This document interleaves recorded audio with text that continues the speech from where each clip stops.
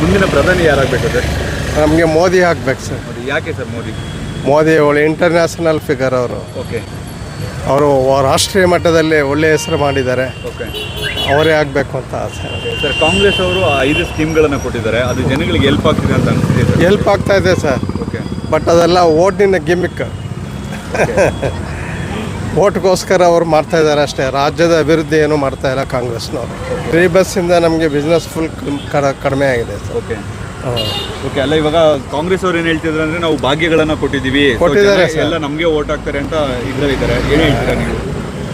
ಆ ಥರ ಎಲ್ಲ ಸರ್ ಎಲ್ಲ ಲೇಡೀಸ್ ಕೊಡ್ಬೋದು ಅಷ್ಟೇ. ತಿಳುವಳಿಕೆ ಇರೋರು ಯಾರೋ ಕೊಡೋಲ್ಲ. ಯಾರು ಕಾಂಗ್ರೆಸ್ ಓಟ್ ಹಾಕಲ್ಲ.